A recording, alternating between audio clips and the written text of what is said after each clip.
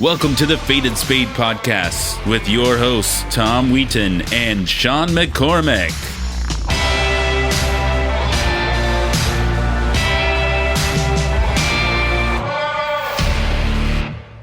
All right, everyone. Welcome back to the Faded Spade Podcast. My name is Tom Wheaton, founder and CEO of Faded Spade, and we are here for the next Founder Hour interview with Mr. Phil Galfond, Mr.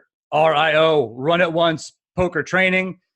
You all well know about his latest business venture, Run It Once Poker. Long live poker, Phil.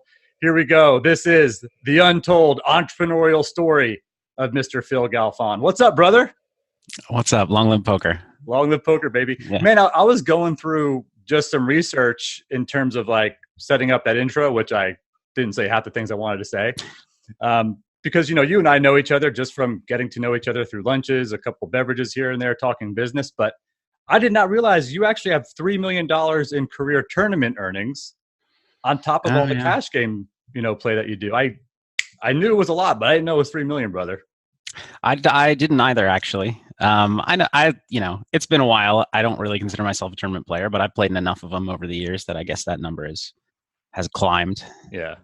Well, I know we're going to get into the story of Run It Once Poker, right? I kind of look at Run It Once as it's this new, improved, real money online poker site built by and for poker players, led by you, right? And your entire online career experience, trying to make it a very player-centric online poker platform, trying to improve the game for the whole industry. It's an unbelievable business. I know the sky's the limit for you. We'll definitely get into that. But this is the untold entrepreneurial story of you, brother.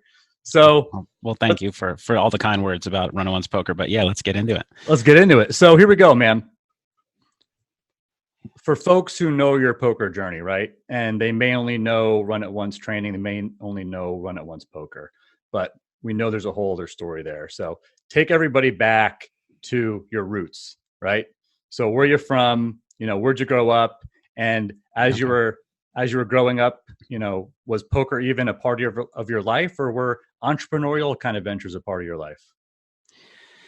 So I grew up in Maryland, just outside of Washington, D.C. There from ages 0 to 18. I had a pretty, I had a good, comfortable childhood, which is, everybody has their childhood things, but for the most part, had a very lucky childhood.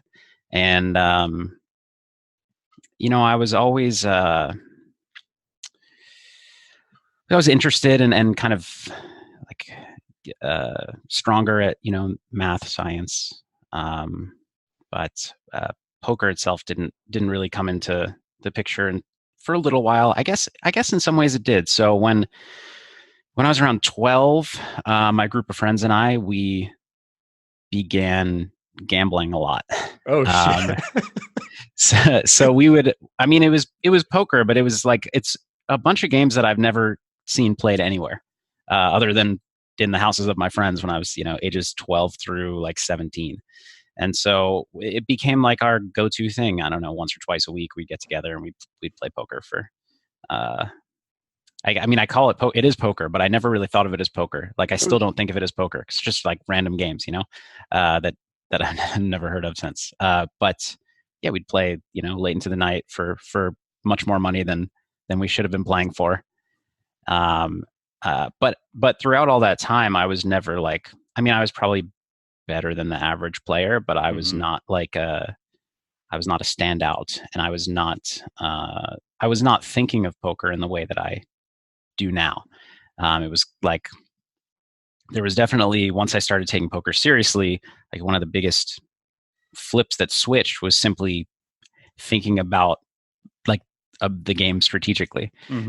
Before it's just you look at your hand and you look at the board, or you look at what's going on and you just do what you want to do.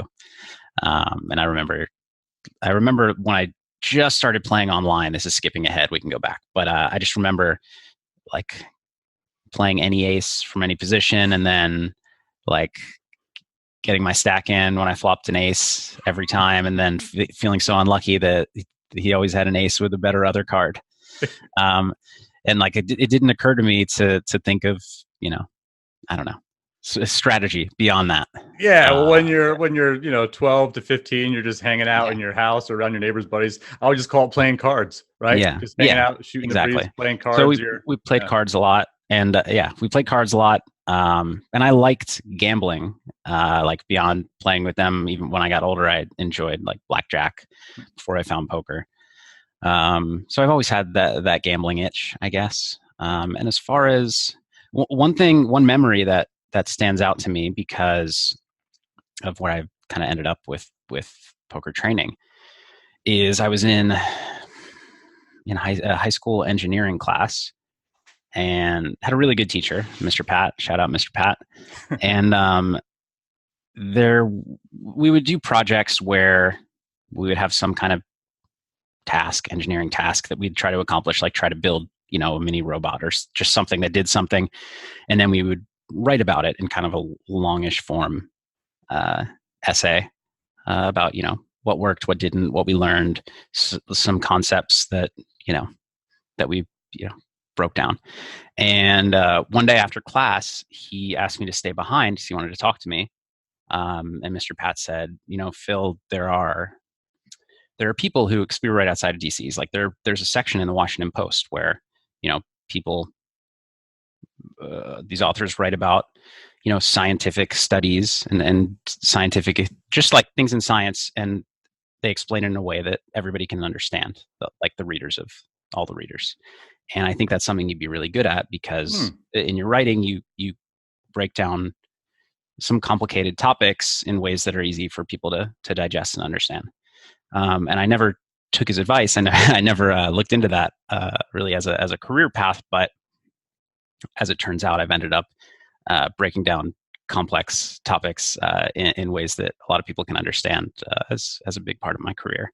Yeah, it's almost like you developed that skill set then, or you naturally had that skill set then, didn't really know it, right? But this teacher saw that in you.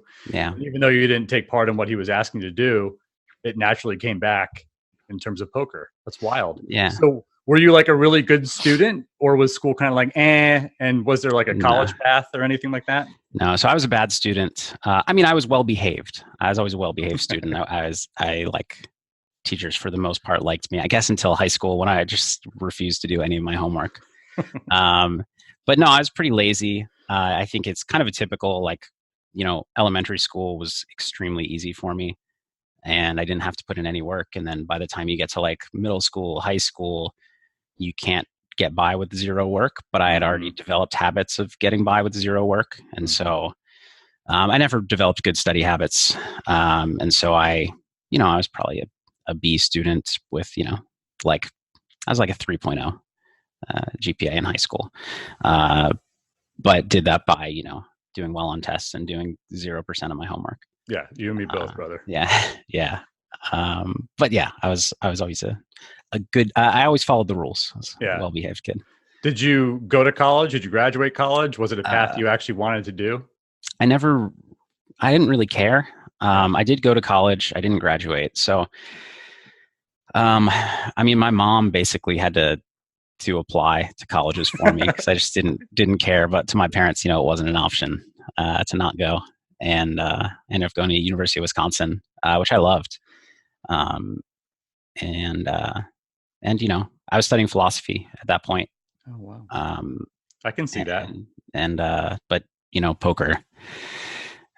poker dug its claws into me, and that was that. I dropped out during my junior year. It tends to do that. Like I remember the first time I played, fortunately, like in a way that actually mattered, was at the end of college. So I was already on the path of graduating, but it dug its claws in me too, as you know. But so how did it dig its claws into you? Do you remember the first time where it just grabbed you and you said, I need to do this more and more, and I can learn this and become great at this? It happened slowly. A big turning point for me was a good friend of mine from, ages 5 to till then, who played cards with me throughout middle school and high school. He won a tournament on Party Poker for $30,000 or something. Yep. This is when we were 19, and he maybe 18 or 19. And obviously that was, big news in our group of friends. Yeah. And he reached out to me directly and said, Phil, I I've been playing kind of seriously, and I've picked up some books and have been learning a little bit about it. I think you'd be really good at this. So I know you like I'd recommend that you pick up some strategy books and give it a shot. Give learning the game a shot. Do you remember your first few strategy books? I know my first one was a really bad one, and I don't remember. I probably wouldn't say. I was going to say, let's hear it. But the second book that I got was Hold'em Poker for Advanced Players by Davisc Lansky. That was a really good book. It's focused on limit hold'em, I think, but a lot of theoretical concepts there. And through that, I found the 2+2 forums, which at that time were super rich in strategy discussion, and kind of happened upon sit and goes. I don't really know why, but I started in sit and goes, playing $10 sit and goes with a $40 bankroll. and we all did, though. Yeah. 200 multi-tables with $1,000 bankroll. Yeah, exactly. And then, slowly, I slowly got to the point where, it took some time, but I did get to the point where I was winning consistently and, making something like $10, $15 an hour. And that was during early my sophomore year of college. Because I started playing like towards the end of my freshman year. Yep. And over that summer. So it was early in my sophomore year. I felt like I was, making $10, $15 an hour. And I was like, okay, I don't need to get another job. I had gotten another job as actually an SAT tutor for Kaplan, but I just completed the training and then that was around the time that it happened. I was like, okay, I don't need to do this. Yeah. I just play poker and, slowly progress from there. I mean, quickly, if you think about it, because I was, going from making $10, $15 an hour to, at like, I don't know what it was, $10, $20 sit and goes, to within a year, I was playing the, $100, $200 sit and goes and dabbled in some 1K sit and goes and things that I shouldn't have been doing. I was going to say, did you have bankroll management to get up that high, or did you just freaking go for it a bunch of times? Like, what was that process like? I went for it a bunch of times. Yeah. I mean, I had that gambling itch, and it just, it was exciting. And I've been fortunate that I kind of naturally had the capacity to step back down when I needed to. I know a lot of people who, if they lose $1,000 playing $100 sit and goes and they go play $1,000 sit and go and they lose another 1,000, they don't go back to $100 sit and goes or $50 sit and goes. They stay in the thousands till they have zero. And that was never really a problem for me. I always was comfortable dropping back down. And I kind of viewed playing the stakes that I was a proven winner at as funding for shot taking and like funding for being able to play like I kind of viewed the playing 1K sit and goes as like something I wanted to do, like something to spend my money on.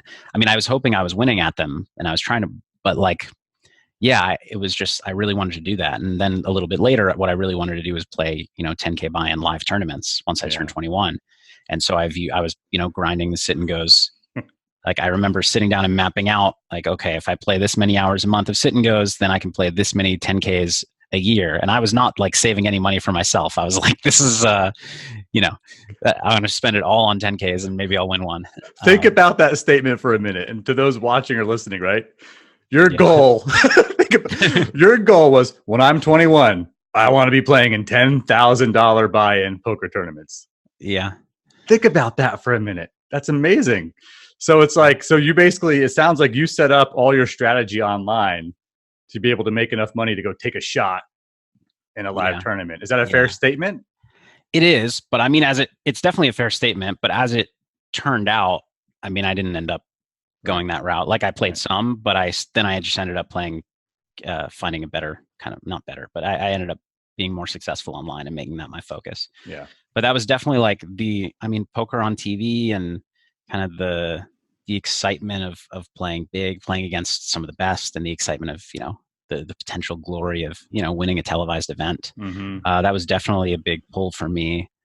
And I just like, that was the motivation to grind up the money, because when you're 19, 20 and all of your friends are broke, like, you don't there's nothing to spend my money on. Like the only difference in my lifestyle compared to my friends at that point is that like I would eat dinner out and or like order food whenever I wanted.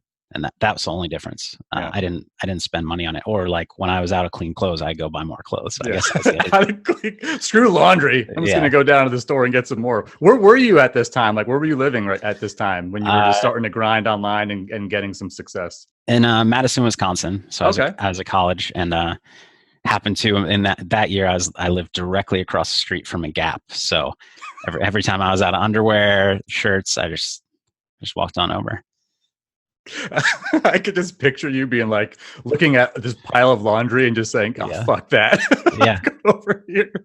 Yep. So when you were grinding these online streets back then, right? Like, did you ever have thoughts in your mind about doing something different, like either some sort of entrepreneurial business venture, or was like poker your business? This was what you were doing, and you were just going to focus all in on that for the next few years? It was just poker. I didn't have any dreams of entrepreneurship at all. Entrepreneurship.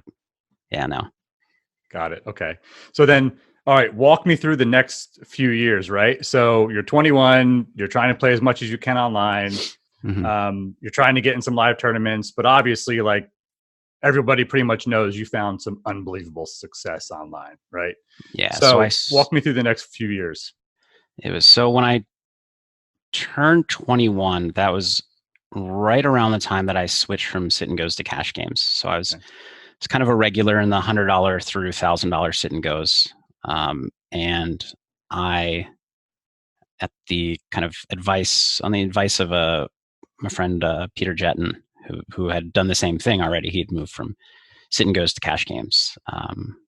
I went and started playing cash games, and it's funny actually. I'd never played like small stakes cash games. I went there. I started playing 510. Okay, got it. So, I'm still trying to play 510 consistently live. So a lot of times people like over the years, people have asked me, about like the journey grinding up and like what I thought about different stakes. And I was like, I never played, like I played grinded up sit and goes, but then I just played 510, and that was as low as I played in cash games. So I was obviously fortunate the games were really good. So I went to 510 with, kind of an early level sit and go strategy, which like in the early rounds of sit and goes, you just are a nit basically at the time. And so I just played really tight and c-bet a lot. And I think that was good enough to be a small winner in the 5-10 games at that point in time. And obviously, I still like I thought through situations. I tried to figure things out, but it was definitely, I was not a very advanced player at that point. Although sit and goes, I feel like I was, but I was not an advanced post flop player by any means. So I played 510, and I was there for kind of a long time. So that was around like January of what year is that? When math. You said you were good at math and science, didn't you? Was it right after the poker boom? No, it's 2006, I think. Okay, so a couple years after the poker boom. I was, and so that January I started playing. I actually got coaching from Tommy Angelo at that point, which I thought was going to teach me how to play cash games, but his coaching was non-strategic. It was just how to be a professional poker player. Yeah. And so it was like a lot of things that I wasn't looking to learn, but I'm glad that I did. Mm-hmm. And I started playing 5-10 cash, and then that summer was my first summer in Vegas. So I was 21 and rented a house with a handful of guys, and I think that was the biggest jump in my game, because it was the first time that I'd watch somebody else, who's another good player, play poker online, and be like, "Hey, why did you do that?" Like I never would have thought to do that, and a lot of discussions that come from that, and I think that was just the biggest, huge boost in my game. And it's funny, it was like a house with, that crew has done very well in poker. Who at the time was high stakes sit and go, like, mid high stakes sit and go players that move to mid high stakes cash game players, but a lot of them are around. Tell me about that crew. Huge, yeah. So is Andrew Roble, Yep. who's done well for himself. Peter Jetton, who I previously mentioned. There's Max Greenwood, who is not playing as much poker these days, but his brothers are, Sam and Luke Greenwood. There was Dan Quinn, who's not playing poker anymore, but is my business partner at Runt It Once. And Alan Sass, who also is, I don't think he plays much anymore, but he did quite well for quite a while. And then kind of in the kind of offshoot of that crew, like our good friends were, Dave Benefield and Tom Dwan. A handful of others, but yeah, like it's a lot of people that, back in 2006 that really, in almost 2020 has done pretty well. It's hard to believe time has flown by that fast. Yeah. Like, doesn't 2006 seem like yesterday, right? It really does. And like I think of myself at that age and like, yeah, it was a while ago, but I felt, I was a grown up, and I don't know. I don't think of myself as old as I am. So yeah, it goes by really fast. And so that summer I was playing some World Series events, didn't do very well. I was playing 5-10 in between. And then I took some shots. It was actually a pretty memorable summer because I ended up taking some shots at 2550 and 5100. And I had a kind of my most memorable session of all time where most memorable hand. So I played this session. Basically, I ended up losing half my bankroll that summer. Oh, God. And a big portion of it was at 5100 against this player who's not a good player. Okay. And for some of my diehard fans, they've heard this story before, but it's a good one. So tell it because a lot of people watching this are also tuning in to hear the business story, right? So they might not know this particular story. So let's go through it. Let's take a few minutes. I mean, if you lose half your damn bankroll, there's a story, right? Yeah. Especially if it's one hand. Yeah. So it was I had been playing this guy at 5100, was down probably, I don't know if it was 30,000 by the time this hand came up. I was in the big blind with King Queen offsuit. He raised to I think he raised to 300. Yeah, and I made it. I still remember as I was doing the type in sizing. I made it 1-1-1-1-1-1-1-1. Yeah. He calls. The flop is 5-4 deuce. With a flush draw. It was something very close to that. I think that might have been it. Might have been 6-4 deuce. Anyways, I bet 1-1-1-1. He calls. And the turn pairs the 4. Okay. So there's now 4-4 in the pot. And we have about 9,000 in stacks, 8,000 in stacks. So, less than 2x pot. I don't have a good hand or a good draw. I decide to check. And he pretty quickly pots for 4-4-4-4. And they didn't have time banks at this time. Like, you just had your time to act. So I was sitting there and I was just like, man, I really don't, this doesn't make any sense. I don't think he's betting like this with like a 5 when the 4 pairs or a deuce. Like, how often does he have a 4? I just don't think he has it, but I'm down a bunch of money. Do I really want to, like, what am I going to do about it? Do I really want to risk another 8,000 hoping that he doesn't have it in a spot where, like, I have nothing, I have no pair, no draw. And so I'm tanking. But it's like, I don't know what it is, 30 seconds. And I get down to the very end of my time bank and I was like, I just don't believe him, all in. And so I go all in. And he starts tanking. Oh, wow. You got to feel good now. You're like, oh my God, right? Yeah. But I'm also like, man, so what's he tanking with? Maybe he has like ace high and I'm going to make him fold, which would be great.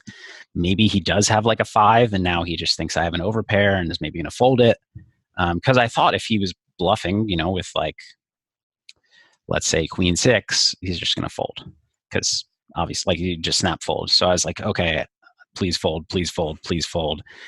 He's tanking all the way down. At the last second, he calls, and my heart drops. The cards flip over. He has King Jack for a worse no pair, no draw. And before I could like process that, river jack. Oh, come on, man. Really? And he gets the, and then that ended my session and my very poor summer. And you know what? Like, it's like, there are no words for that unless you've gone through something like that, whether it's that amount of money or, you know, what is a lot amount of money for somebody else. Like that feeling of emptiness, knowing you made all the right decisions. And then for that to happen, it's just like the biggest punch in the gut. I couldn't imagine it, you know, from your perspective with that amount of money on the line. So have you ever like bet 1-1-1-1 again? Or are you like staying away from that forever? I think I stuck with it for a while. Yeah. Although I wasn't playing 5100 for a little while, so it was the maybe the 1-1-1 at 510. So for folks who have experienced that type of situation, right? Like, how do you bounce back from it? What advice would you tell them to bounce back from it, whether it's poker or, you know, business or anything, when you get that type of punch in the gut? Man, it's tough. I do think that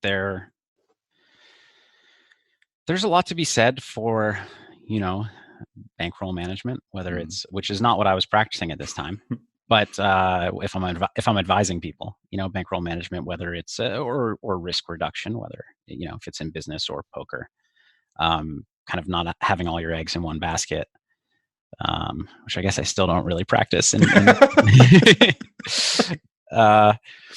But I think there's a lot to be said for that. I think there's also, you know, and the thing is, this isn't going to apply to everybody, but for me, you know, I was 21 with a good ability to earn a good living at 510 with, you know, enough money to support myself for a while because I had like no expenses. So what it always was for me was, and sometimes it usually took one night of sleep. And I kind of just stay sad the rest of the day. And then the next day wake up and realize, you know what, life is pretty good. And it's so much for me every time that happens is detaching from, like, basically reframing your life from that point forward rather than where you were the day before. And it's just like, yes, of course I know that life was better yesterday and I had a lot more money. Maybe I was closer to my dreams of moving up to 2550 and 5100, but you know what, that's over, that's done. Starting from today, you know, this is how much money I have left. This is my life. My life's pretty good. You know, here's my next goal. Here's what I want to work towards. And that's always been really helpful for me. I've, in almost all cases, been able to, in a night, in a day, kind of shake it off. Goal setting is so important for me too, after some type of failure, right? Whether it's like a poker tournament I really had high hopes of going deeper in, or a type of cash game like that, or just business, right? When you have a setback, I kind of handle it the same way, where it's process it, feel it, then let it go, recenter yourself, look at the big picture, and just what's your next goal? Because otherwise, if you just dwell on that failure, you're never going to experience growth. You're just going to stay stagnant, right? And it's so easy to dwell on the failure. I mean, it's kind of our, you know, it's our nature to, like, anytime you catch yourself with like your main feeling or thought being, oh, I wish that didn't happen. You know, you're kind of stuck, and until you can stop having that feeling and get that out of your mind, you're not going to move past it. It's just, but like for a long time there, in some of those cases, it's hard to shake that feeling. And even in some of these cases where I feel, say like the next day I shook it, I would still have that feeling, or like, you know, you get pangs of that from time to time. I still remember there was a World Series event where, I mean, we're skipping ahead now, but it's just a quick story. There's a World Series event where I got heads up. A really big one too. It was 25K, no limit, 6-max tournament, relatively early in my career. And I got heads up and I lost. And there was one hand actually very similar to that one where I had the opportunity to go all in on the turn with no pair, no draw, nothing at all, no chance of being good. Like I had a 10 high or something, but I was just like, I really think this is the right play. I really think it is. And I just didn't pull the trigger. And it would have worked, and it would have given me a big chip lead, and who knows what would have happened. And that, you know, I didn't dwell on it like in a constant state of dwelling for a long time. But I mean, for the next for the next while.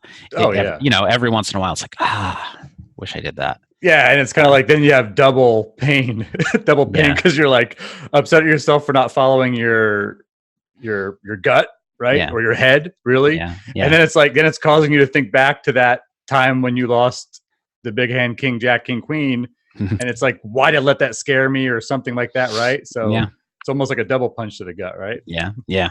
And a lot of people, I mean, that's another thing actually where I think a lot of people say, nice problem to have getting second in a 25K WSOP event. But actually, like, that's one of my biggest regrets in my career. And it is, for people who are really competitive and who like, my first goal was like play these huge tournaments and win. That's sometimes the hardest thing is getting close and coming up short. But that's what happens, right? I mean, you set your goals that high.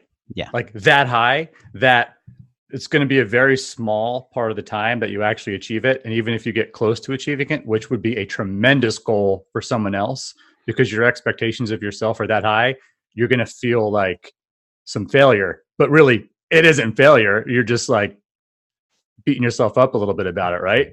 Yeah. But I mean, that's what happens. Like that's the gift and curse of high goal setting.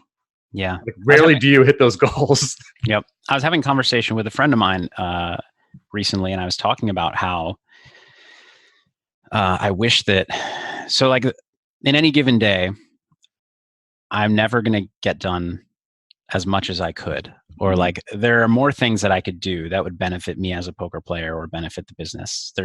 I'm never going to get through the list of all the things I want to do. And so I was telling him that I wish that I could release myself like from that hanging over my head, from that stress, because then I end my workday and I go hang out with my family and I still am stressed. I still have that hanging over my head, and I know that I'm not being my most present and best self. Mm-hmm. And what he pointed out, which is maybe an obvious observation, and I don't know if there's anything you can do to change it, but like that's kind of what comes along with being very ambitious and having high goals, and like that's just part of the personality type that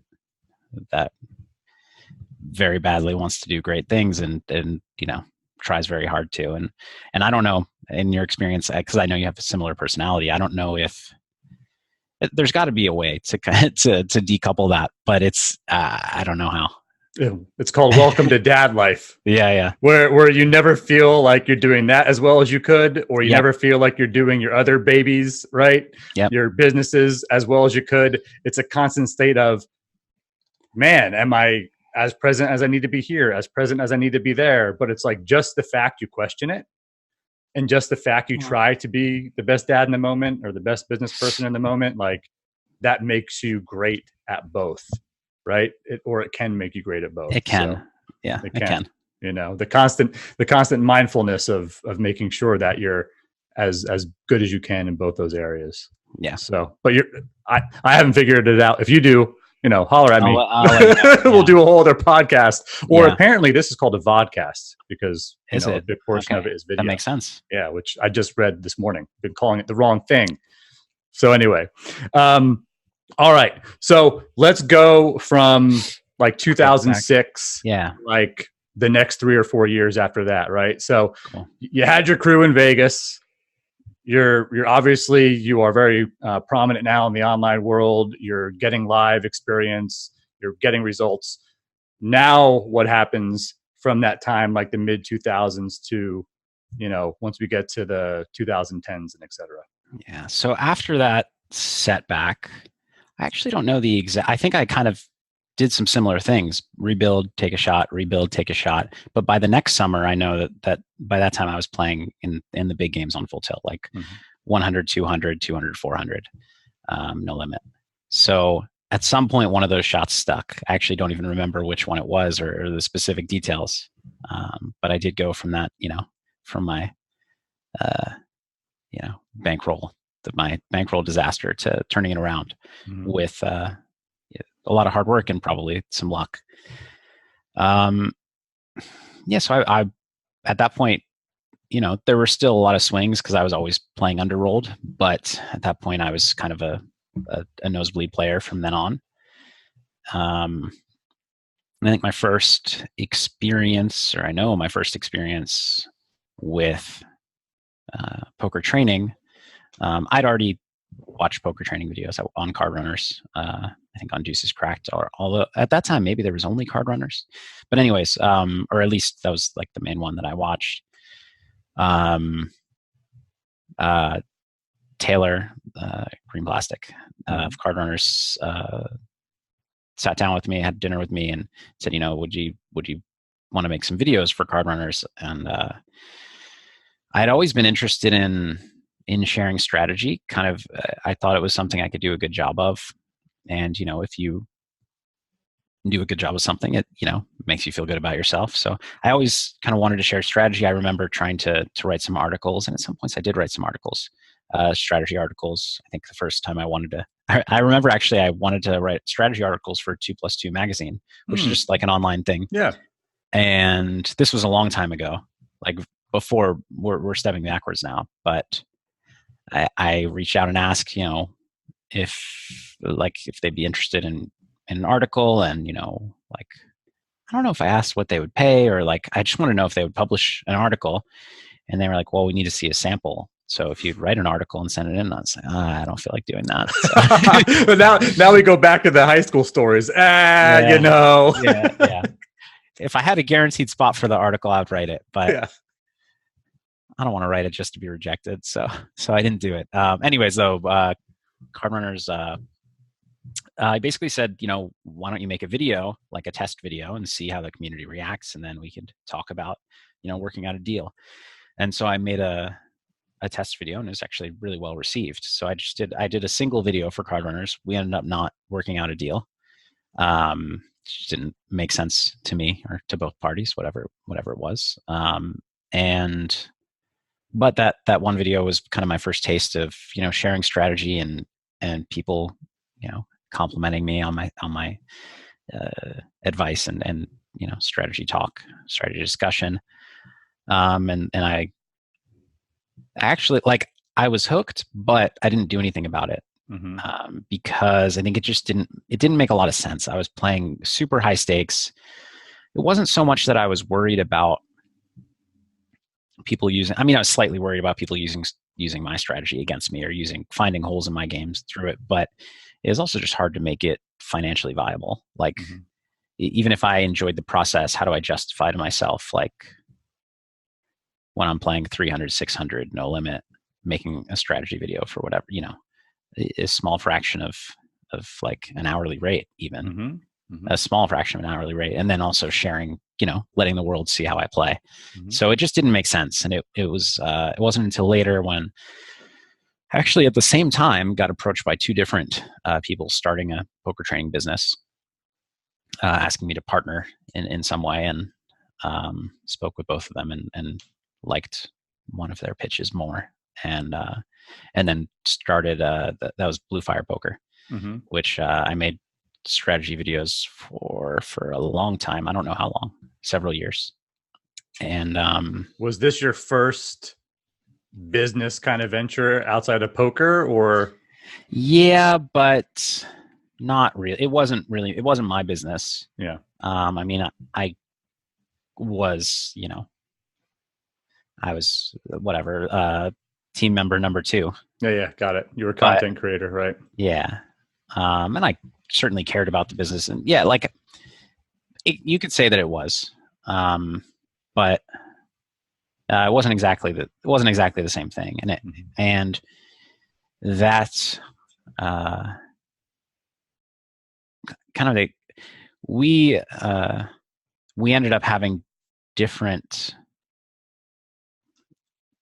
I don't know how to put it. Like, nobody did anything wrong, but we were miscommunicating a lot, and basically the deal that we both agreed to ended up not being, I felt, not a good one for me.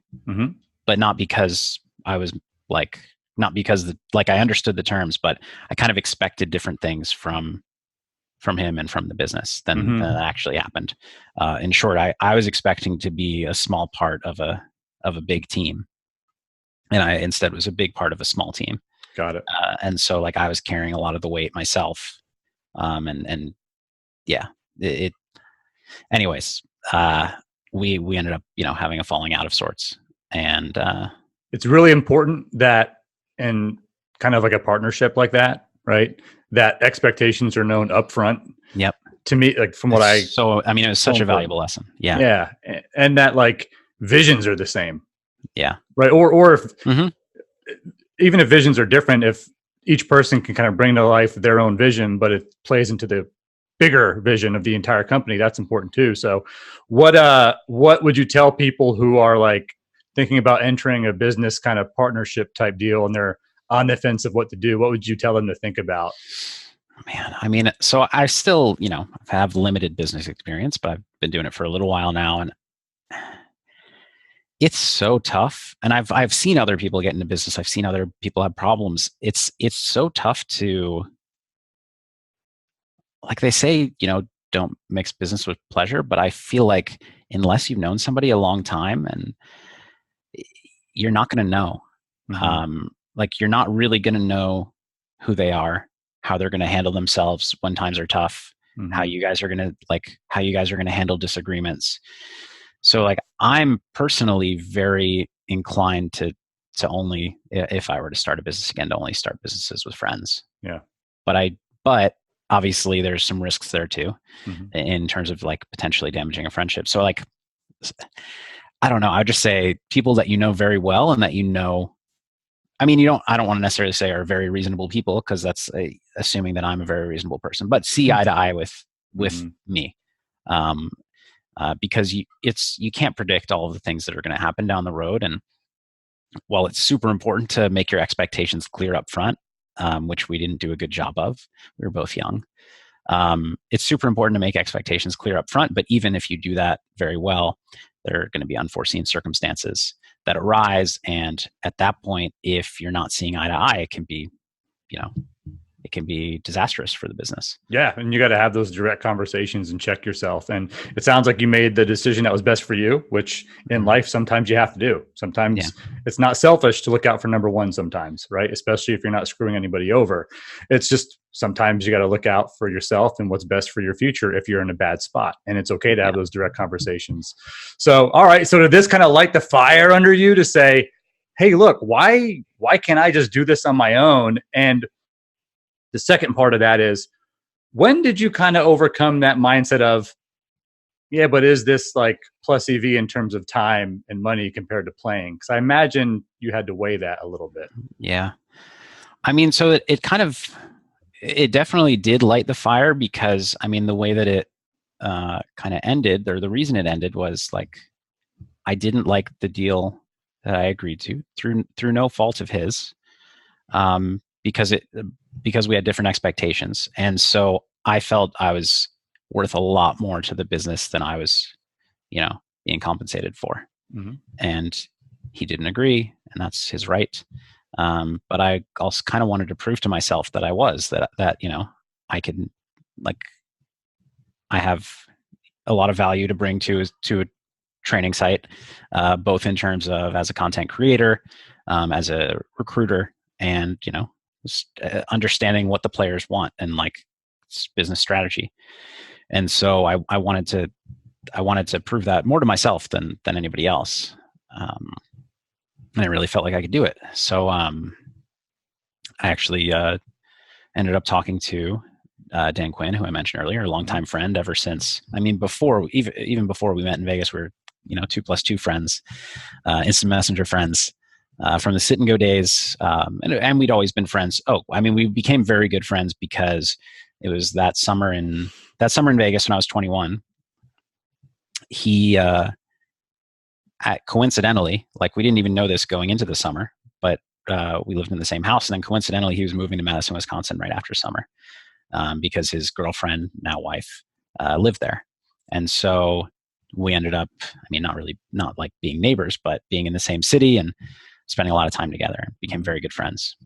And he and I actually, this was before any of the other businesses. We had the idea of starting a training business back then. But basically decided like we both were doing too well playing poker and it just didn't make sense. But we saw eye to eye on a lot of things. We had similar kind of visions for kind of passion for getting the product right. And I don't know, we saw eye to eye in a lot of ways. And he he had a job before poker. He's like, a real person who, sorry. I love that. He's a real person. He actually had a job. He kind of has some experience. Right. Yeah. I get it. So like, he's definitely somebody who I trusted to handle more of the business side of things. So when we started Run It Once training, he actually quit poker to do that full time. Oh, wow. What a commitment. Yeah. And so he was just running the business. And I still, played a lot of poker. I was, the face of the site and made videos and helped hire. Like, he was actually like one of the, I think the biggest advantages for Run It Once is that he's just an awesome recruiter of coaches, because he would like deep dive research like every player on every site, any data he can get access to, and be like, okay, this guy's an excellent player. This guy's an excellent player. And we just cold contact people. Like most training sites have been, like waited for people to be well known and then talk to them, or they wait for people to like apply. It's like, hey, I'm interested in making videos. But he just went out and found people that nobody had heard of, like nobody. And like a lot of people said, like, how did you hear of me, or how did you find me? He's like, well, this Dan's kind of a stalker. That's how we found you in a great way. Yeah, he would be an excellent stalker if you wanted. But so he would find people and then talk to them. They submit a video demo, and I would watch it and approve or reject it, and we'd make them an offer. And that's how we built our team for the most part. Wow. And so it began, and so I would say like I was a part of every single big decision that at Run It Once training, and like even more than that, but I was not doing the day-to-day business. It was still like I was not doing any kind of managing of people. He did all of that. So it was a little bit more of a taste of business, but not everything. Okay, got it. And Run It Once, I mean, within the first year of launching, became the #1 training site. And it was kind of like we came in really at a good time. I mean, I think we came in with an excellent product. 2012? Yeah. Yeah, 2012. It was the end of December 2012. Okay. And we basically, like, we both felt that the training sites out there were, I mean, they were kind of disorganized. They would release some weeks they would release 2 videos, some weeks they'd release 5. There was no like set schedule. And they had a lot of like filler content, a couple of good pros, but actually like our timing was good because like Card Runners, Deuces Cracked had signed all of these super popular pros who many of them at that point were like not playing as much, or had like they had like all these stars that were becoming, that many of whom were becoming kind of less of stars. And so they were kind of tied to those people. So we had an opportunity, a great opportunity in terms of timing. Like if we had launched 3 years prior, I think there would have been a lot tougher. There would have been a lot tougher competition. We pretty quickly became the #1 training site. Oh, so we also, a big part of our approach is like, we want a slicker, more professional website. We want to release consistent videos. We've released 2 videos every day since launch, since 2012. So amazing to me. And I saw over 125 instructors. Is that right? I mean, probably not active, but that could be in terms of like we've always had. And we charge more. Every site was charging like $25 to $35 a month. And we came out and for our elite package charged $100, because we were getting, first of all, I mean, there's way more content, but second of all, we were getting top guys. Yeah. And that was our approach. Like, there needs to be a better training product. And in order to do that, we're gonna have to charge more to pay these coaches, what we need to. But we're also gonna, make the experience like more of a first-class experience.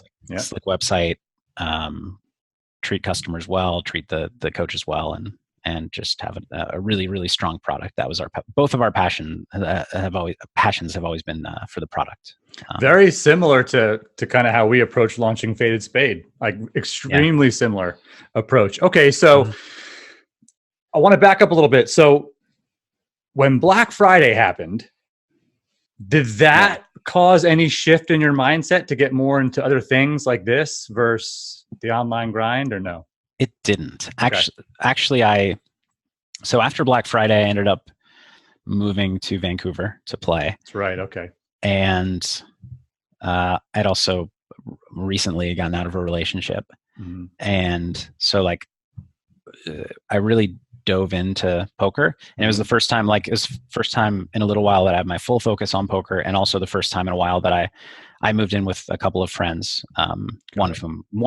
Mainly one who stayed there, who's a serious poker player, and it was the first time in a while I'd done that, and that was probably soon after within the first 2 years, I think was probably me at the peak of my game compared to the competition. That was when I was at my best as a player. Not like I'm better now than I was then, but the competition is, you got it. Isn't it amazing how competition has just come up so quick because of poker training site availability, right? But at the same time, what a lucrative market. Yeah.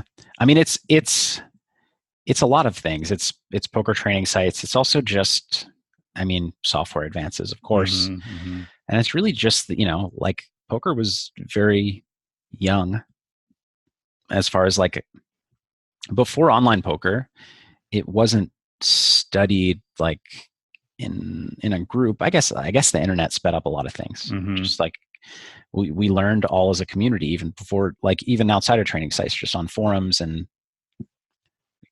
people had tools and started learning how to play better. And then we would see them play because they were playing against us, and we'd be like, why is he doing this? Oh, okay, let's run some amateur math and see if we can figure it out. Yeah.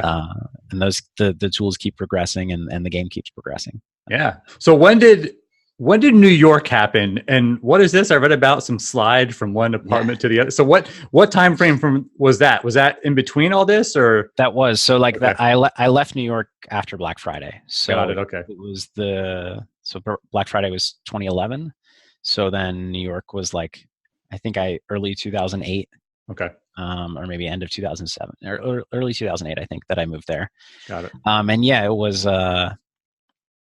it was one apartment, but I was actually, I bought two apartments or condos and combined them.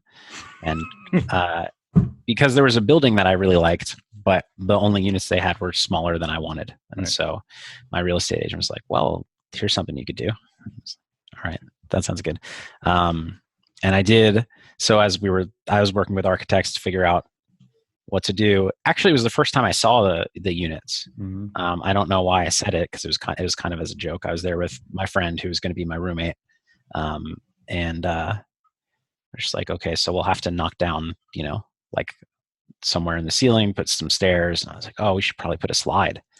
And and then I ended up liking the idea. It was no more expensive than a staircase, but much cooler. Did you actually use it a lot? No, not a lot, because it was I would have, but it was really fast. It was it was a pretty steep and slick slide. I had always intended to put some wax on it or something to slow it down, but never did. And so it was you had to be kind of ready to make an athletic landing. And so first, the time to use it is, upstairs are the bedrooms, downstairs is everything else. So first thing in the morning, you slide downstairs, but you're not ready before your coffee to stick the landing. Did you love New York? Did you like New York? I moved to New York. This was from Madison, Wisconsin. I would have stayed in Madison, Wisconsin. I absolutely loved it there. Yeah. But I had dropped out of college, but my friends were graduating. Yeah. And I had a lot of friends leaving. And New York is where some of my best friends went. Yeah. And where one of my best friends was going. So we both moved at the same time, kind of agreed on it together.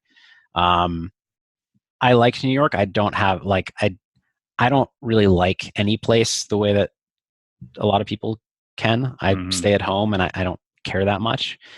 So I liked it, but I mostly liked it for my friends. Yeah. Yeah, to see them live that city lifestyle. Yeah. Yeah. Got it. So, okay. So Wisconsin, Las Vegas, New York, Vancouver, all of a sudden you're starting Run It Once. It's in the year, it becomes the biggest training site. You're dabbling into business, even though, you were mentioning you're not doing all the employee management and stuff yet, but you're the face of the company. You're trying to help achieve this vision, right? So what were the first few years of Run It Once like? And when did you start getting this idea for Run It Once Poker in terms of extending the brand from training to online poker? So that was a lot there. It was a lot, yeah. It was pretty smooth sailing for the first while at Run It Once training. We pretty quickly started taking on other we were always ambitious. Mm-hmm. And so we've launched another business that didn't succeed. We tried to launch another business that didn't succeed. So I never was making money from Run It Once Poker. We were spending it on trying to grow. That's right. We talked about this at lunch. Okay. Yeah. So tell everybody about those two businesses as you were growing Run It Once training and then trying to get into other businesses. Yeah. So one was a software project, which I'll leave it at that for now. It's not it's not like, I mean, it's basically dead, but it's not 100%. It's like 99.9% dead. Okay. But it was a software project that was a joint venture with a developer, and we ended up being really slow, and we were tasked with design, which we're pretty good at, but it was pretty complex, and we ended up hiring an outside design firm, and it took a long time. So we were slow to start, and the development was taking a really long time. And it ended up just taking forever. And eventually we stopped hearing back from the developer. And so the project just kind of died. It was very expensive for us, but it was a learning experience, I guess we can say. And then we launched Draftboard in 2018, or I don't know. I think early 2018, I want to say. I could be wrong about the timeline. That was daily fantasy sports site. And that was another one that, like everything, took us longer than we expected. And I think actually, Draftboard was a beautifully designed and developed product. I still believe we ended up shutting the doors to it recently, in the past few months. It's a daily fantasy sports site that you play on, like a DraftKings or a FanDuel or a Fantasy Draft. And it was a passion project for basically all of my team except for me. I had never played daily fantasy, but they all did. They were really into it. Mm-hmm. And really wanted to do this. And I was like, yeah, let's do it.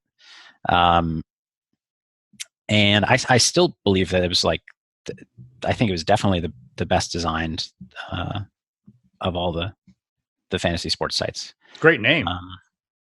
Draftboard, yep. We paid for that. And thank you. We spend so much time naming products. Yeah. We spend I don't know if you guys did with Faded Spade, but we spend we're actually trying to name something right now. It's ridiculous. Anyways, it's not easy. It's not.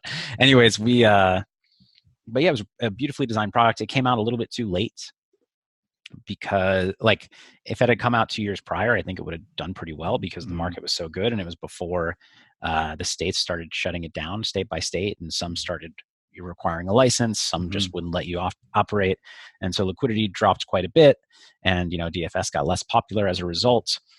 And then also, I think what would have helped is if we had not spent all of our money on all of these projects, including Run It Once Poker, which we had begun spending on, which was really expensive, because we just had zero marketing budget. And I mean, I don't think we would have had enough anyways to really make it go. I think you basically, because it seems that even in that industry, even anybody but the big two are not doing that well. Mm-hmm. Which is why they're getting into sports betting. Yeah. But we didn't. To get into sports betting, what they had to get into sports, which is a great lead into sports betting, is a huge user base of people who love sports and in some ways were betting on sports already. But we didn't have a big user base, so we didn't really have much to offer other than some nice like very nice fantasy sports software, a team that had gotten pretty competent and knowledgeable with like data. What's the word I'm looking for? Basically, like parsing data feeds and spitting out real-time content. One of our big features, which other sites don't have, is called called Draftboard Live section, and you have like either a court or a field visually. You have your team on one side, one of your opponent's teams on the other. So you could, like, if you're playing a head-to-head, then you see their lineup and yours. You see the scores. You see each player, and then when a play happens, it would visually animate on the field, and then your points would tick up and things like that. So you could watch in real time, but like just your roster, not like watching an individual game, because it could be, you have people on 6 different teams. And it was beautiful and really cool. Anyways, so our team got good at that. It doesn't do us any good anymore. Well, you know what? Maybe down the road, maybe there's something there.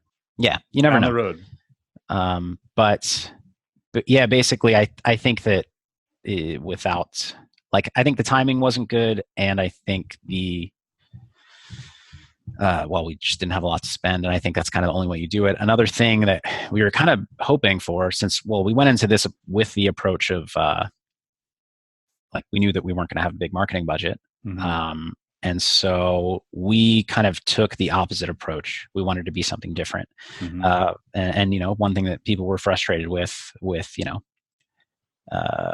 DraftKings, FanDuel is playing in a contest and being in, having like 50 spots pay and being in 40th place till the end of the day, and then 15 of the same person passes you because you can enter a million lineups across all the contests. And so we had single entry contests and no big prize pools. It was all like sit and goes basically.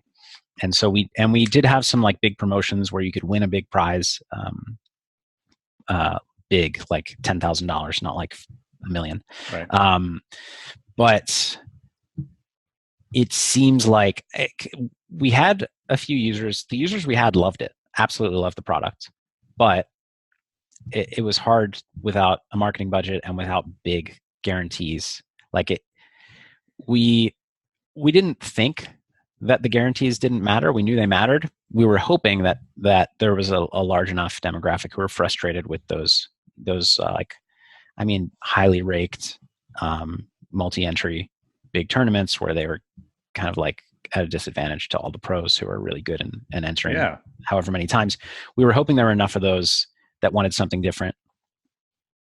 And I don't know whether we were wrong or right, but it does seem like I wouldn't say we're wrong because we knew that the guarantees would matter, but I do think they definitely matter. And here's what's so interesting. If you're for some reason starting at this point of the conversation, we're not talking about poker. We're not talking about poker. So we're talking about Draftboard, the fantasy daily software or app or business that Phil and his team were thinking about launching or did launch. We did launch, yeah. Yeah, did launch. So, wow, Phil, like, I don't think a lot of people are going to know that story, man. Yeah, which is also kind of me failing to promote things well because I don't want to like be in your face. Yeah. As much as I probably should. So let's dovetail. Yeah. But anyways, yeah. So that didn't work. We could have kept it open. Like it wasn't crazy expensive, but we're spending so much everywhere that it's like we felt like there wasn't a reason to keep it open without a plan to grow it, because it was just going to, continue to lose a little bit of money every month. Got it. So, okay. So it sounds like this. Correct me if I'm wrong. Runt It Once training, taking off. You're taking a lot of that capital you're putting into starting some new businesses, right? The software business you mentioned, Draftboard that you mentioned, which who knows, Phil, I'm telling you, maybe that comes back around full circle one day and it turns into something else. And it sounds like you alluded to the fact that you were starting to think about Runt It Once Poker, the online poker platform, around this time too, right? So we were already we were working on 3 projects, not including Runt It Once training, at the same time for a lot of it. The software project that fell through, Draftboard, and Runt It Once Poker.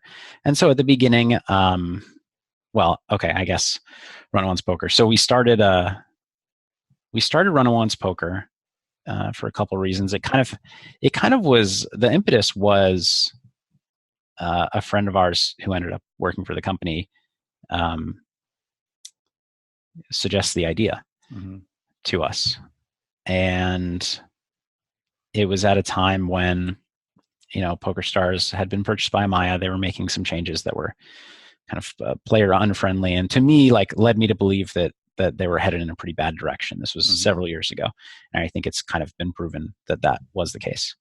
Bad direction for the players, not necessarily for them as a company.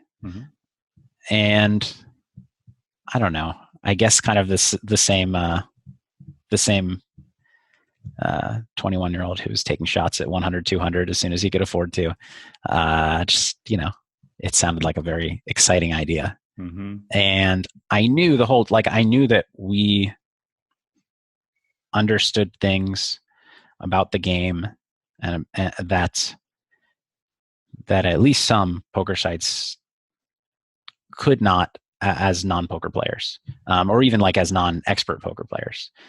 And I knew that we could come up with good ideas. I knew we could design a good-looking product. I knew that we knew what players wanted from a UX perspective. And I was like, you know what, maybe this is something we can do. And so we started, we ended up hiring this person.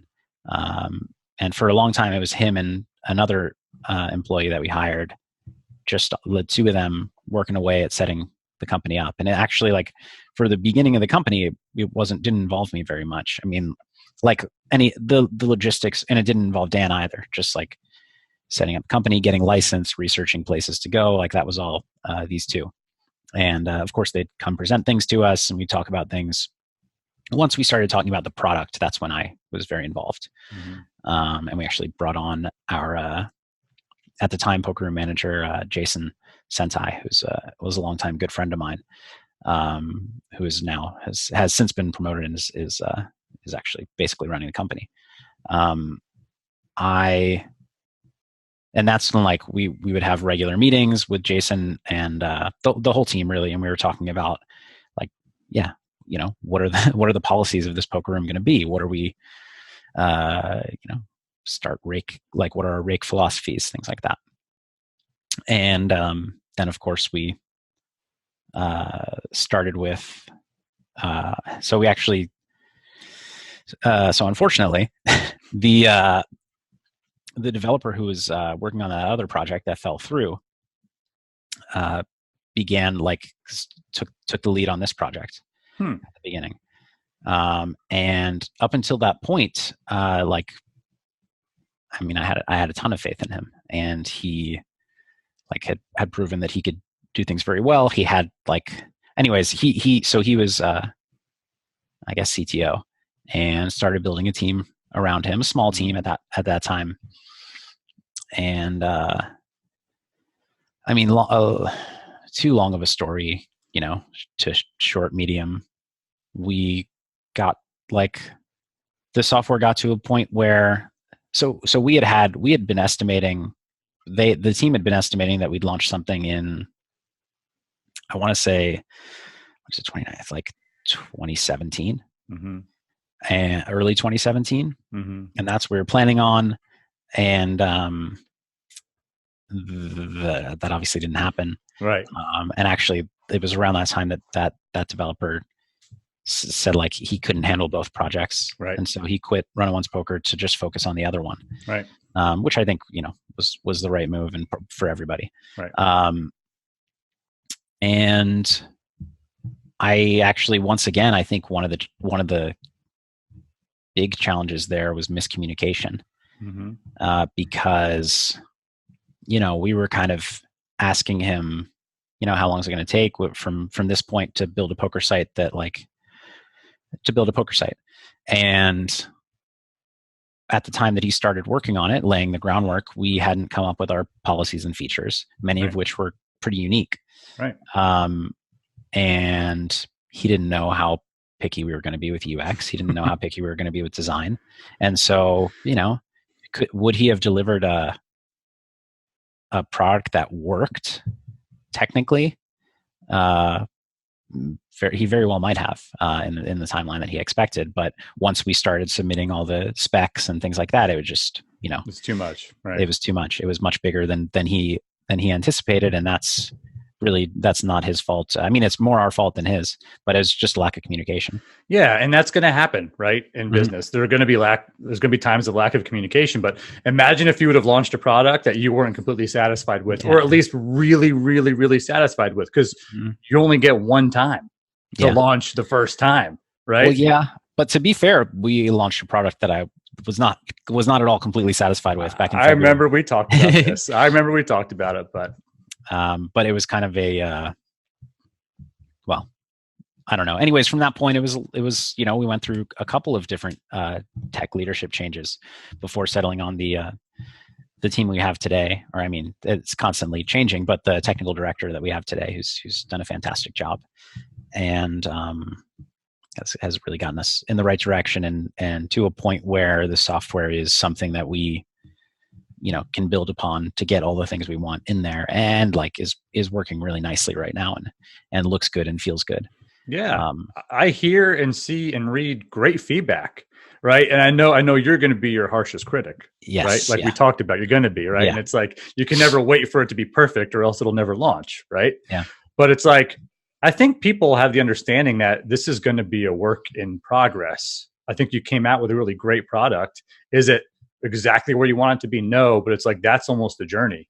Yeah. Is everything you got to do to make it what you want it to be. And it might not ever get there, but it's like, we go back to that big goal setting you were talking about. Your goals are so high for it that even if you don't meet your own personal goals and professional goals, it's probably going to exceed the expectations of folks who are on it. Yeah. Or at least is the hope, right? And I mean, and I mean, I will not be satisfied until it's like very clearly the best poker software. Mm-hmm. And that's quite an ambitious goal with a team of our size. Mm-hmm. When, I don't know, PokerStars has 1,000 developers or whatever they have, and Party Poker has however many hundred. And so it's definitely an ambitious goal. But I do think we're getting closer and closer to it. And we are running into kind of a similar problem that we have with Draft Board, which is we don't have a lot of money to market it. Mm-hmm. We have, like a group of users who really love us and love the product, but they're, too small of a group. Mm-hmm. And so right now, I mean, we're always like, development has always been, for a long time, development was just like all we were focused on because we had to get to launch. But we've always focused on it. We're always building and improving the software. But now our biggest challenge is growth. Yeah. Right. And as we've talked about, like unfortunately for us, a big part of the quality of your product is how many players are playing on it. And in order to get more players playing on it, you need that product, which is based on that liquidity, to be better. So you need players to get players. We have some. So taking it back to February, we launched in February. Had a really great launch month traffic-wise. Like the first week, it was fantastic. A lot of people had been really excited about it, hopped on, tried it out. We're playing, but we... and I've discussed this somewhere, I think in some of my posts on runitonce.eu. But we had from that point like a few pretty big bugs, and we launched in beta. We're actually technically still in beta, but we had a few, reasonable sized bugs that really hurt the experience. We did not get fixes out fast enough. It did, for a number of reasons, which I went into. It took a long time, and over those many months, we kind of steadily lost players. And I think it was, I want to say May, although I could find out quickly, but around then we launched, we updated the software with an update that fixed the majority of the major issues. And we've continued to update every so often. I don't know if it's every month and a half or something on average. We're aiming for more frequently than that, but you know how it goes. So it's gotten better and better. And since after summer, like the end of summer, we've actually been growing again. Not very fast, Great. but we have been growing again. Great. but we need to figure out, our biggest challenge now is figuring out how to grow faster because, well, I mean, like I said, we need players to get players. I do think it's like, it is kind of a, an exponential growth kind of thing where the more players you have, the better your product is. The more players check it out, the more players stick, and so on and so forth. And so, like, if we can really get a push to get to that, whatever that critical mass is that makes a big difference, I think it'd be great. And well, obviously it'd be great, but in the meantime, we're still, burning a lot of money every month because we're a big team, and we're giving a lot of money back through promotions. And but even if we weren't, it's like our expenses are very, very high. It's hard. It's a big business. Yeah. So it's almost like you're at that point and it's all right. You're happy with the software, right? Development is going to be a constant growth channel, but it's like, how do we get butts in seats? Yeah. Right. Or like at the hotel and resort world, how do you get heads in beds? Yep. Right. So it's kind of like, okay, this sounds like 2020. All right. What is Phil Runt It Once going to do now to help reach that tipping point? And I'm looking forward to see, what you're going to do. I know we've talked about this before. So. Yeah, I am too. I'm looking forward to it too. Yeah. And I have all the confidence in the world in you. And I know the poker community does too. Thank you. And the thing is, and this is a good, I think, point for a lot of people who are on their journey with their business. Like, you have had your hands in a lot of different pots, right? Trying to grow this business, that business, build this business. You're trying to juggle in your team, not just building the best, online poker software out there, a great brand, etc. You've had a lot of different focuses, but you've figured out that right now you've got to do X. Yeah. And you can pour your attention into that, and do what you got to do to keep balancing the other things, but pour your attention into that. And I think there comes a point in time in a lot of people's journeys where, as an entrepreneur, you're trying to do so many things, but when you find out, like, this is what I've got to do, or this is what we've got to do, you just have to pour your heart and soul into it and make it happen. Right. Yeah. So is that what you're kind of intending on doing right now? Yeah. Mostly. So the, like, we definitely had, I think it's somewhat common, but we tried to do too many things at once, and they all kind of happened to us, sort of. Well, not like, obviously we chose to do them, but like, things just came along, opportunities came along, ideas came along, and we're like, that's a good idea, we should do that. Or this is a good opportunity, we should take that. But we ended up, splitting our focus too much, and it all, if everything had been developed quickly, which none of it was, and they had been successful, so we had been making money that we could spend to grow the other products, it would have been great. But anytime you spread yourself too thin and then things don't go well, it's really hard to claw back because our resources are spread everywhere. Right. We can't pour, like, we just don't have the resources to pour, whether it's financial resources or manpower and focus of our leaders. It's everywhere. So that was probably a mistake that we made, although I think each of the things individually very well could have worked out if some things changed. But you have to avoid the jack on the river, man. Sometimes you got to avoid the jack on the river. Exactly. Well, you have to be prepared for the jack on the river. What happens next? Right. And so we did hit a lot of bad breaks, but potentially predictable ones. Development delays. Market conditions changing. Yeah. Personnel problems or people losing motivation, or just stuff happens. And I think, like, going from Runt It Once training, which was kind of just a small group of friends, to a very big business, you can just a lot more. There are just so many more variables and so many more things that can go wrong. Yeah, and now you're a much bigger part of operating the business, right? The things that you might not have been doing with Runt It Once training, you're doing now with Runt It Once poker. Never mind the fact, right? So let's talk about this. I know we're kind of coming to the end of our time and whatnot, but never mind the fact in your personal life, right?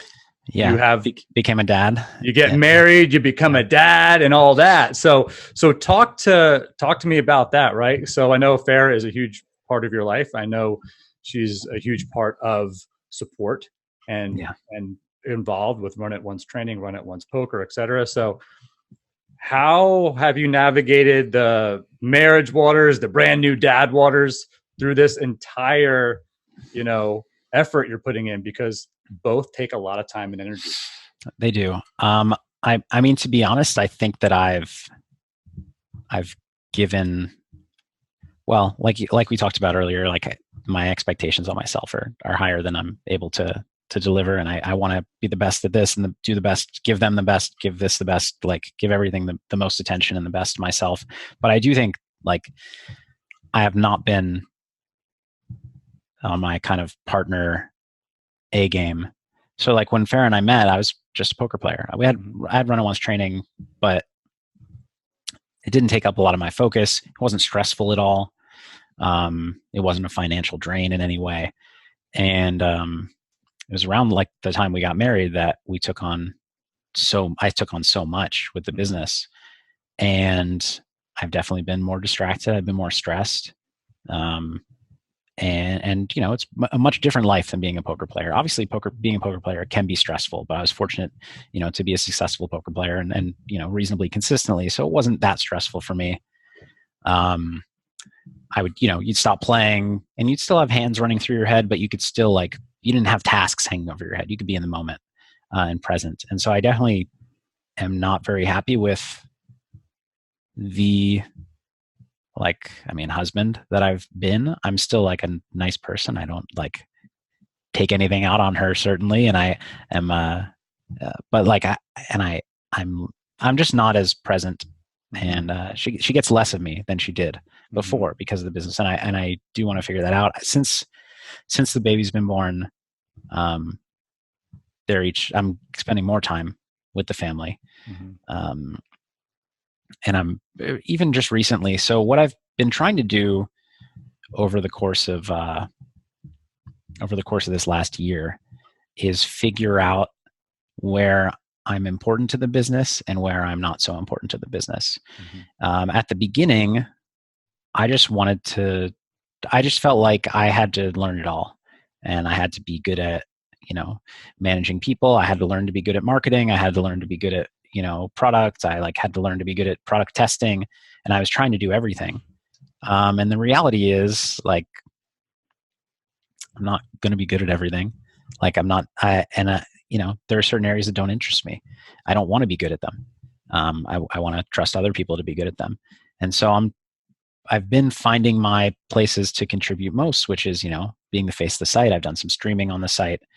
I still have my hands very, very much in the product itself, like development decisions and direction of the company in that respect. I have a little bit to do with marketing, but not a lot in terms of day to day. And I'm trying to pull back and use a little bit less of my time there, and have a little bit more of that time and energy for the family, but also the time and energy for the areas that I'm better at and more helpful at. Yeah. And then also I really miss playing poker. And I've found that, basically not playing poker for 2 years, with the exception of, short stints at the World Series or other things, was making me less happy. And I ended up not really enjoying the work I was doing. So I'm still trying to find, I played this summer again. I've done a little bit of playing since, but I'm planning on doing some more playing coming up. And so I'm really trying to be like a half-time poker player, half-time focus on Runt It Once Poker in the areas that I can be the most useful and helpful, and then be a present husband and father. That's my goal now. Have full-time dad and husband on top of your businesses and your ambitions and et cetera. And on the podcast with Joey, he had mentioned something about trying to find a balance of selfishness with ambition and this or that. And I don't think ambition or being ambitious is selfish, right? I mean, I think it's just a great quality to have. But finding that balance for yourself, for the other people who are important to you in your life, and making them a priority is a constant grind. And you got to do it. And it sounds like you're doing it. You're making decisions to make sure you can be as present as you need and want to be for your family, right? So yeah, I'm trying to be, and I'm definitely noticing over the last month I've made some progress towards it, but I still have a ways to go. And the other nice thing is that I think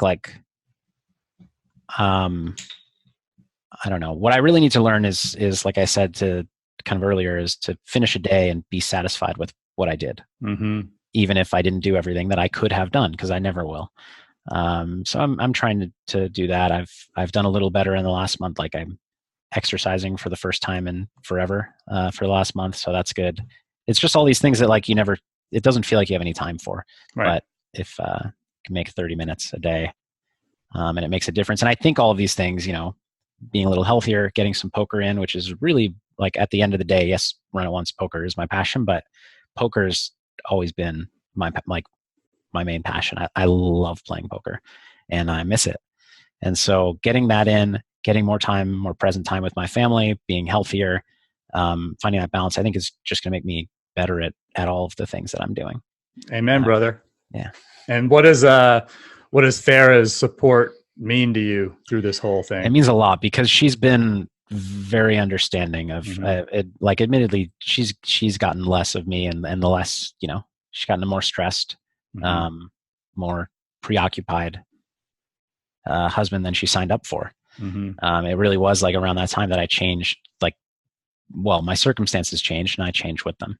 And she's,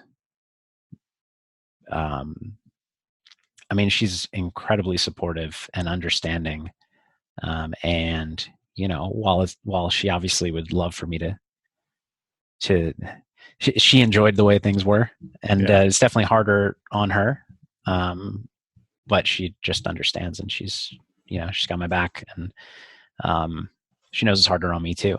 Yeah. And we're trying to figure it out, but she's never been she's always been supportive. She's never been like a stressor, even through all of this. When I know that I'm not giving enough to her, she hasn't put that pressure on me. It's just self-imposed. Oh, wow. That's great. Shout out to Farah. That's amazing. Shout out to Farah. Yeah. Shout out to Farah. Like, I can relate, and I'm not going to take too much time on this, right? Because this is about you, but just talking about this, I can relate. You put in so much of your time towards your business and for your family too, right? Yeah. And then for me, it's like one thing that I will not sacrifice is my relationship with my kids, and present, and I'm going to be the best dad I can. And then you start realizing, oh crap, am I being the best husband I can be? And it's like, whoa. And then you got to make some adjustments, because like Farah, my wife, Devin, is unbelievably supportive and doesn't ever put the extra stress on it too. Right. So shout out to Devin, shout out to Farah. There you go. Shout out to both of them. That's so, awesome. All right, man. So as we wrap this thing up, right. I always ask a couple questions as we close. Right. And I think so far, just so you know, like, I think there are going to be a lot of people that get a lot out of this conversation. Big time. I hope so. Yeah. Especially with some of the advice you're giving, and just hearing that. I think for a lot of people too, Phil, who are on their journey, life journey, dad journey, business journey, just hearing that especially if they know you and are a fan of yours or et cetera, kind of go through these things, it almost humanizes it for them. Like, and just sometimes the relatability is helpful. Yeah. You know what I mean? Yeah. I find that the more people I talk to in kind of similar situations, it's just, it's how it goes. So, all right. So if there's one thing that you really learned about yourself through this whole journey, what would it be? Wow.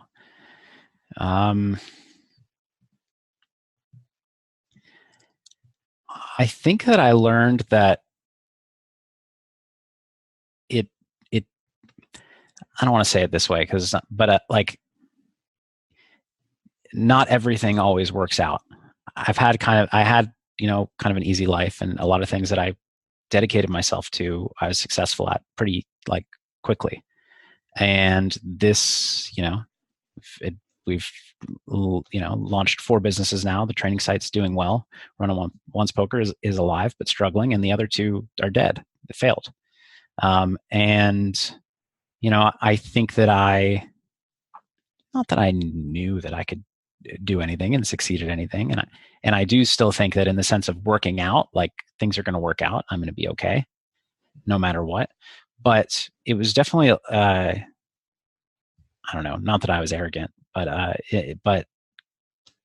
kind of just a dose of reality in that sense. And in, future endeavors, I think, when you're doing the EV calculation of everything you're taking on, I probably need to be giving more, like a higher probability than I would have in the past to, like, this might not work out as you planned.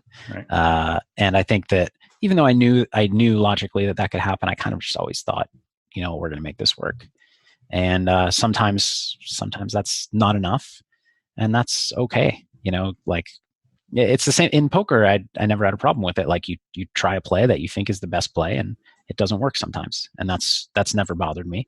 Right. Or you play as well as you can, and you just lose because of circumstances out of your control, or circumstances within your control. Maybe just you didn't play your best game, whatever it is. I've always been fine with that, but I guess, like, it was a difference to take on, like, a real project and a goal. Like, we're going to build this, we're going to make it succeed, and then just very clearly fail at that. And that was kind of new to me. And so I know that's kind of a somber thing that I've learned, but it's the truth that you can try hard, and you can be smart and make the best decisions you can. It's just not always going to work out. Yeah.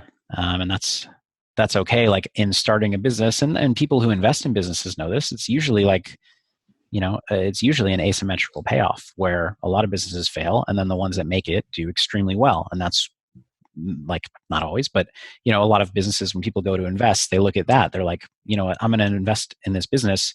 It might fail 75% of the time, but when the 25% it succeeds, I'm going to 10x, 20x my return. So it's still a good investment. So, like, you can still be making a good play, but it's not always going to work out, and you need to be prepared for that outcome. Yeah, I think that's great advice, or not just advice. I mean, unbelievable that you learned that about yourself, right? Yeah. So here's the thing, in my mind, and this is kind of proven, a lot of times before a tipping point, there's a struggle, because that struggle makes you realize what has to happen to hit that tipping point, right? So, and look, you've had 4 businesses. Runt It Once training a success. The other 2, not so much. Runt It Once Poker on its way to being a success. This is a coin flip you're going to hit. Like, I really believe that. And thank you. I hope you're right. And I definitely believe we can do it. Yeah. Yeah. And belief that's what you need to do first and foremost is really believe it. And you do, and you will. So, all right. And then last but not least, brother. So, to other aspiring entrepreneurs or business folks who are just starting out or are trying to get through, their journey, what would you want them to know?